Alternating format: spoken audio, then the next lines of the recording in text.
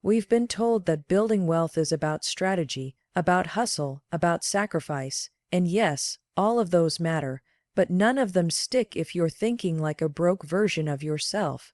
You can't build a wealthy life with a scarcity mindset. You can't attract opportunity when all you expect is rejection. You can't grow your income if your thoughts keep shrinking your potential. Let's be clear, wealth isn't just numbers, it's neural. It's not just income, it's identity. If you don't rewire how you think about money, risk, failure, and value, every dollar you earn will be fighting against the limits you haven't challenged. The good news, your brain is changeable, your thoughts are reprogrammable, and your future is flexible. You don't need more talent, you don't need more degrees, you need new patterns, new thoughts, new habits, new standards, and that's exactly what we're diving into today. Because the life you want isn't waiting for the perfect time.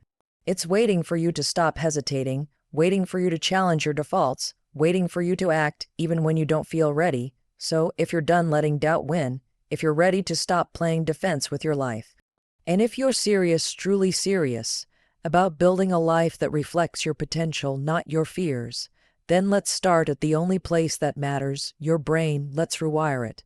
Let's raise your standards.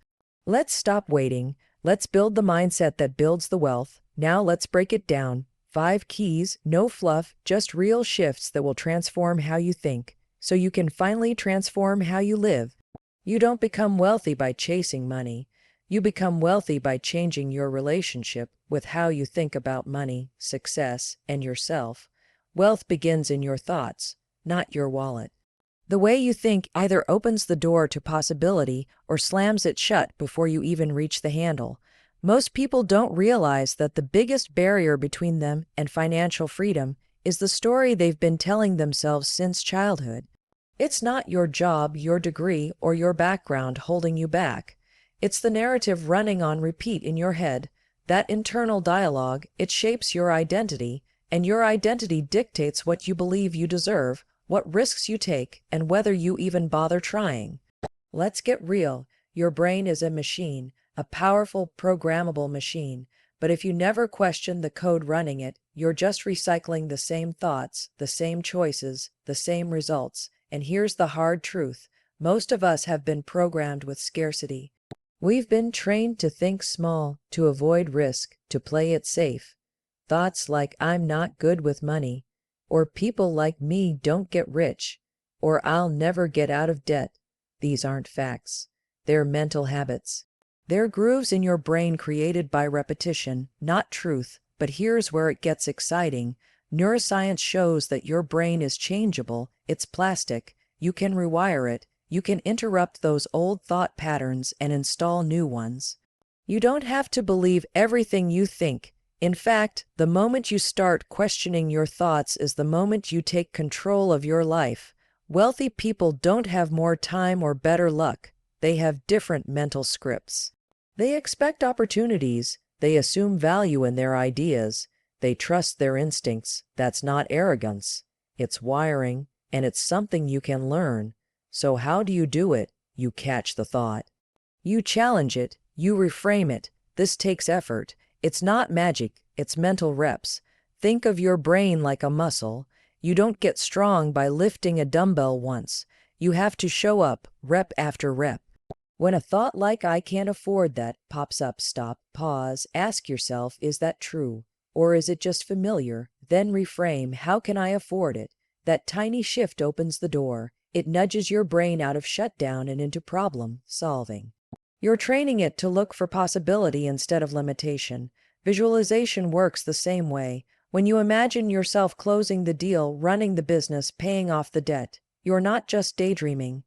You're preparing your brain. Studies show that visualization activates the same neural pathways as real-life experiences. Your brain starts building a roadmap to that reality.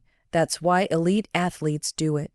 That's why high performers swear by it. And if you want to build wealth, you need to start seeing yourself as someone who can handle it, someone who deserves it, someone who knows what to do with it. You can't outperform your own self-image. If deep down you believe you're bad with money, guess what? You'll prove yourself right every time. Your decisions will align with that belief. You'll sabotage, delay, procrastinate. But the minute you shift your internal identity, your actions follow. Identity drives behavior, and thoughts are the foundation of identity. That's why mindset isn't fluff, it's the engine. You might be thinking, but I've tried changing my mindset. It doesn't last. That's because you're not pairing the new thought with action. Thinking alone isn't enough. You have to act on the new belief. Want to feel abundant? Start managing the money you have with respect. Want to feel confident? Make a decision and stick with it. Every time you act in alignment with a new belief, you reinforce it. You lay down a stronger neural pathway. You're rewiring your brain, literally. Rewiring your brain for wealth means becoming the kind of person who expects it, attracts it, and is prepared to handle it. It's about embodying the mindset before you have the result. You don't wait to feel successful to act successful. You act successful, and the feeling follows. You act wealthy, and the money follows. That's how it works, not the other way around. Because at the end of the day, your bank account is just a reflection of your mental habits over time. It's a lagging indicator of your belief system. Change your thoughts, change your identity, and you change your life. You want to know your future net worth? Take a look at your daily habits. Because wealth isn't built in dramatic moments. It's built in the quiet, invisible choices you make every single day. Your daily habits are a mirror of your financial future. The way you spend your mornings, your attention, your time, and your money tells the real story. People love to talk about big goals, quitting their job, building a business, becoming financially free. But the truth is, if your habits don't match your goals, you're lying to yourself. You can't say you want to be rich while spending like you're rich and thinking like you're broke. That gap between your desire and your discipline, that's the space where success either lives or dies. It's not the massive overhaul that changes your life. It's the consistent, small behaviors that compound over time. This is the principle of compounding, and it applies to more than money. It applies to your mindset, your discipline, your self-worth. Wake up every day and avoid the hard stuff, tracking expenses, learning new skills, investing in yourself, and your compounding comfort. You're investing in stagnation, but if you wake up every day and do the hard thing first, whether that's reading about investing, negotiating your value, or saying no to a quick dopamine hit, you're compounding confidence. You're building momentum, and momentum is everything. Your brain is lazy by design. It wants to automate as much as possible, so whatever you repeat, good or bad, becomes a habit loop. That's why it feels easier to scroll your phone than open your financial statements. Your brain has linked scrolling with comfort and reviewing your budget with stress, but the more you avoid discomfort, the more power it gains, and eventually, that avoidance runs your life. So if you want to change your financial future, you have to start getting uncomfortable on purpose. You have to deliberately train yourself to sit with boredom, confusion, or fear and act anyway. The people who build wealth aren't fearless, they're practiced at discomfort. Think about what you do with your first hour every morning. Is it reactive, checking emails, checking the market, checking social media, or is it proactive, planning your day, reviewing your financial goals, taking a step towards something long-term? That single habit creates a ripple effect across your entire day. If you don't feel in control of your finances, start by taking control of your morning. Just 10 focused minutes on something wealth building, reading, learning, planning, investing. Done consistently over time will completely reshape your trajectory. It's not about how much time you have. It's about what you do with the time you've got. Track your spending. Yes, every dollar. It sounds basic, and it is. But most people won't do it because they don't want to face the truth. Tracking where your money goes isn't about shame, it's about clarity, and clarity is power. You can't fix what you won't face. You can't grow what you don't measure. When you get honest about your financial habits, you give yourself a foundation. You stop guessing, you start noticing patterns. Maybe you're overspending to cope. Maybe you're avoiding investing out of fear.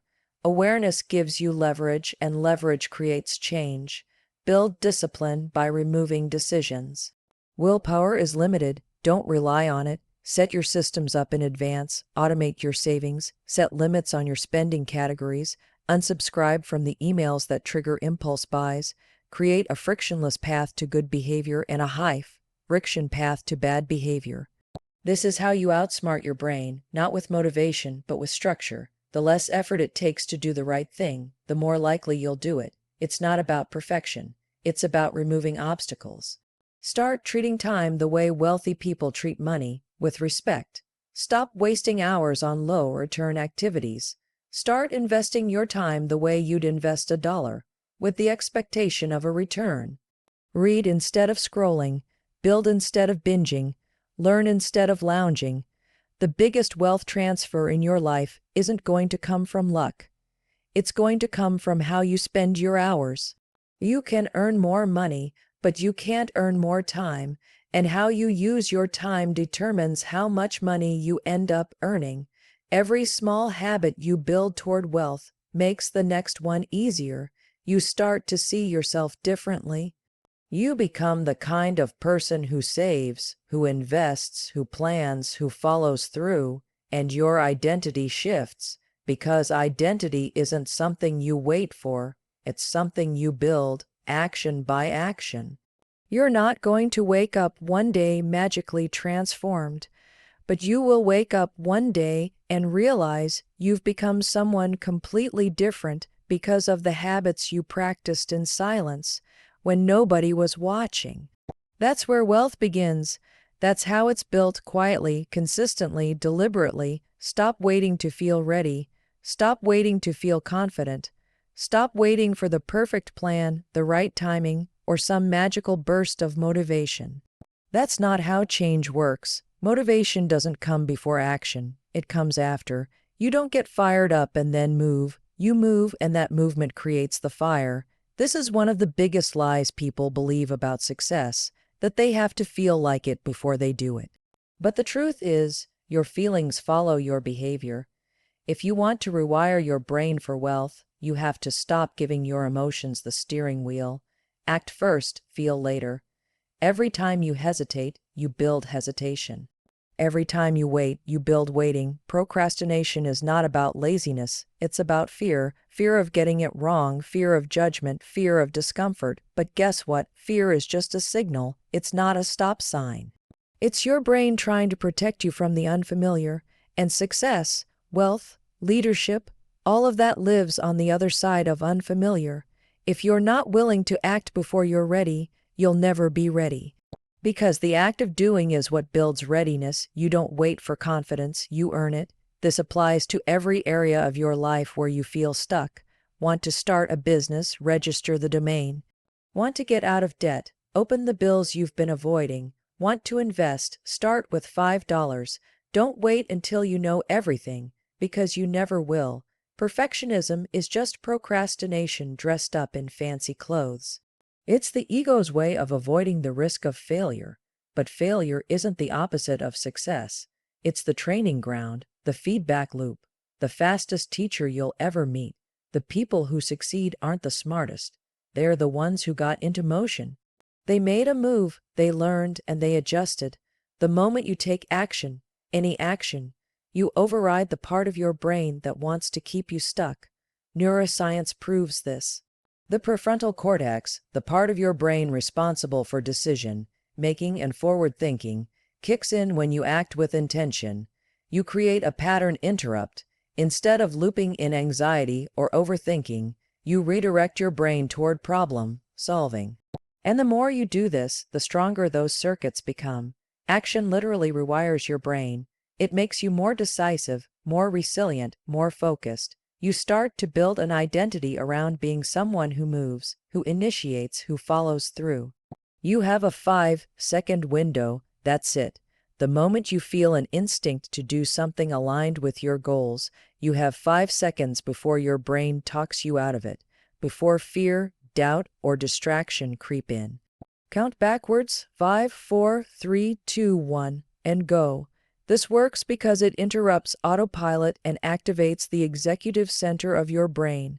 It creates a gap between impulse and habit, and in that gap, you gain control.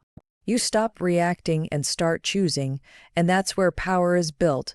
One small decision at a time. Start making micro decisions. Stop waiting for the big breakthrough. Wealth is built in the small, boring actions you repeat when no one is watching. It's opening the spreadsheet, sending the pitch, following up on the email, reading the financial book instead of binging a show. It's saying yes to a small opportunity that stretches you, even if you don't feel ready. It's putting $50 into your investment account when you'd rather spend it. These moments may seem insignificant, but they stack. They create a sense of momentum, and momentum is a force. It changes how you see yourself. You go from being someone who waits to someone who does. Acting before you feel like it also builds trust with yourself. And trust is the foundation of confidence. Every time you follow through on a decision, you prove to yourself that you are reliable, that you can count on you, that you don't need to be in the mood, you just need to move. This is what high performers understand. They don't let emotion decide their effort. They have rituals, routines, systems. They make it easier to take action than to avoid it. You can build those systems too, but it starts with one decision, one small act of courage in the direction of your goal. Your future is not determined by what you think. It's determined by what you do. The thoughts matter, yes, but without action, they're just noise. Ideas don't create wealth. Execution does. Learning doesn't create results. Applying what you learn does. And clarity doesn't come from sitting and thinking. It comes from moving forward, messing up, fixing it, and growing. So stop looking for the perfect step. Just take a step, any step, because when you act, even imperfectly, you send a message to your brain, we're doing this. And that's when things start to change. Not when you're ready, not when you feel like it, but when you move. Rejection feels personal, but it isn't. Failure feels final, but it's not. These are just signals, data points, directions. Rejection and failure are feedback, not stop signs. Most people treat a no as a verdict, like it means they're not good enough, not ready, not capable. They internalize it, wear it like a label, and then back off, shrink down, play small. That's not what successful people do. The people who build wealth, who create impact, who live with freedom, they treat every failure as fuel. They don't take it personally, they take it strategically. They mine it for information. They ask, what can I learn from this? And how can I apply it fast? You don't grow by winning.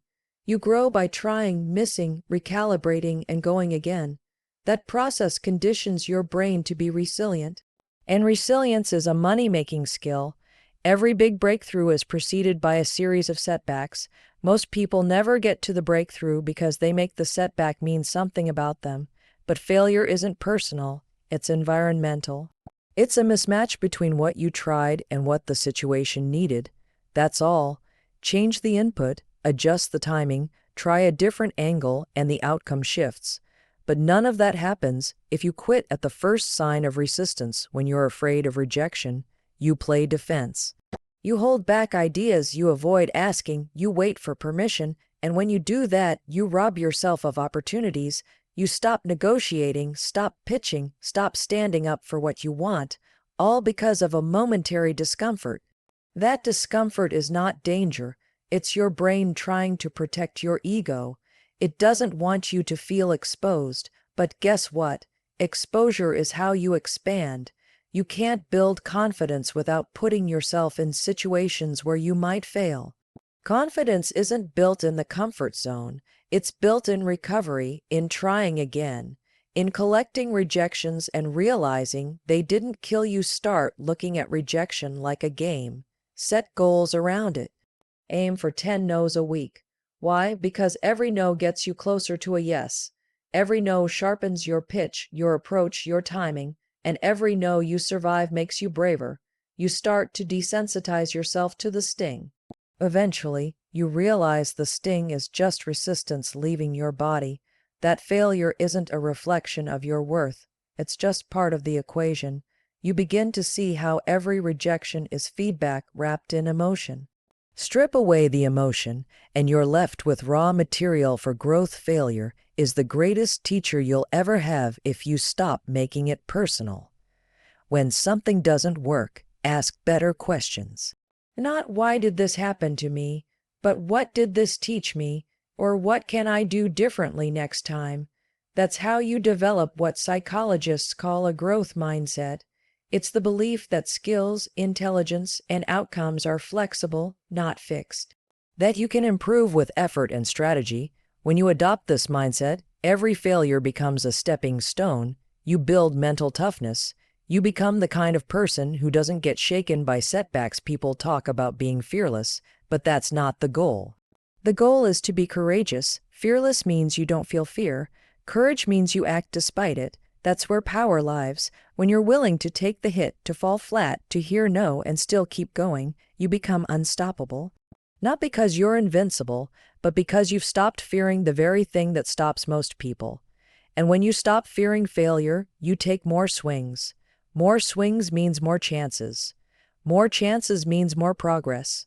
That's how you build wealth, not through playing safe, but through relentless, informed action. Wealth is a numbers game. So is confidence, so is growth. The more times you try, the more chances you have to hit. But only if you interpret each miss correctly. Most people think failure is a signal to stop. It's not. It's a signal to adjust. If a business idea flops, you tweak the offer. If an investment tanks, you study what went wrong and refine your strategy. If a job interview goes badly, you analyze your performance and improve. This is how you get sharper, more skilled, more equipped. But it only happens if you stay in the game long enough to learn from your losses. Every story of wealth has chapters full of rejection. Ask any successful person. They'll tell you about the deals that didn't close, the investors that said no, the product launches that bombed, the doors that never opened, but they kept going. They didn't interpret failure as identity. They interpreted it as iteration. That's the difference. They understood that each setback contained within it the seeds of the next breakthrough. Not if they wallowed in it, but if they studied it, learned from it, and came back stronger. You don't get better by avoiding failure.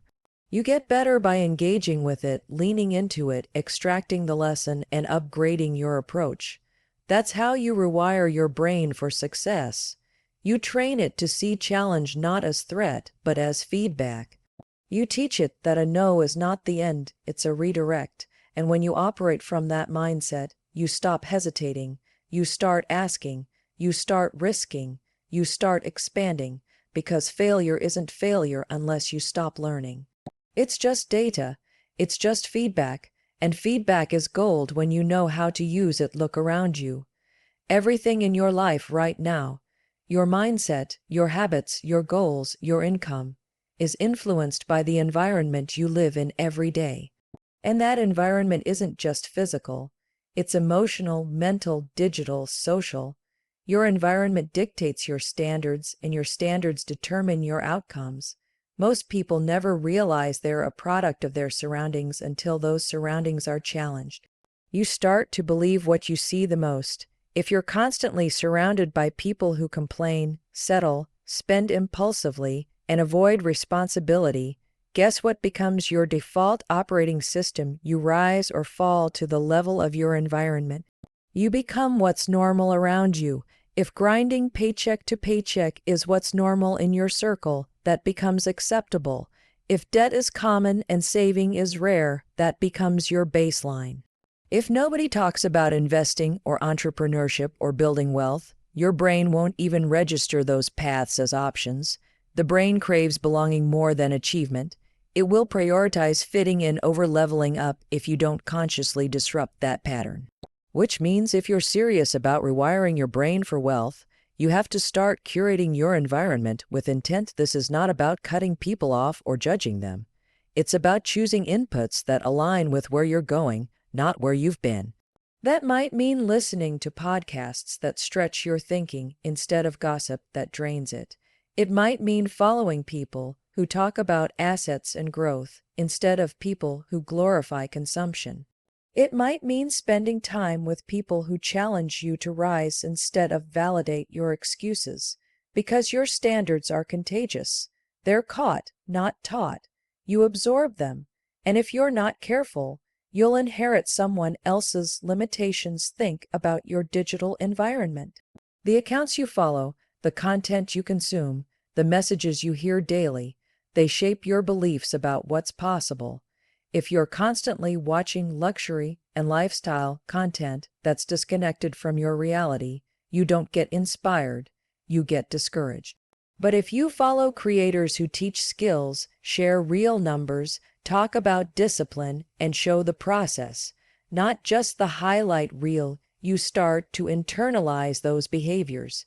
You start to normalize hard work, patience, long-term thinking.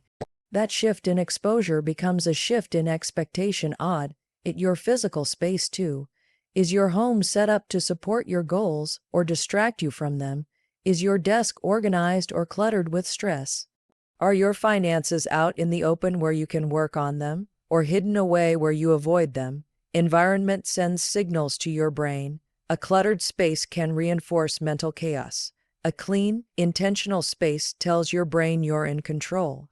Even the smallest changes, a whiteboard with your goals, a book on investing by your bed, a phone background with your savings target, can start to shift how you see yourself. Now think about your conversations. What are you talking about most? Are you solving problems or recycling complaints?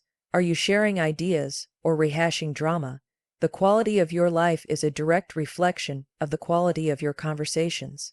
And the quality of your conversations is determined by the people you allow in your proximity.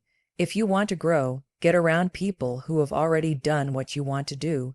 You don't even need to know them in real life. Just listen to their interviews, read their books, watch their content. Let their thinking shape yours. Success leaves clues, and those clues are found in what people repeatedly say, do, and value. Environment also includes how you structure your day. If you're surrounded by noise and distraction, you'll never find the clarity to think big. Wealth requires space to think. It requires strategy. It requires the time to research, to reflect, to plan, to execute. That doesn't happen when you're always reacting. Build environments that reduce friction. Put your phone in another room. Use noise, canceling headphones. Time block your calendar. Turn off notifications. These aren't productivity hacks. They're wealth-building systems. Because anything that protects your focus protects your future. You don't rise to your intentions. You fall to your systems, and your systems are rooted in your environment. Want to eat better? Make junk food harder to reach and healthy food more accessible. Want to read more? Put the book in plain sight and the remote out of reach.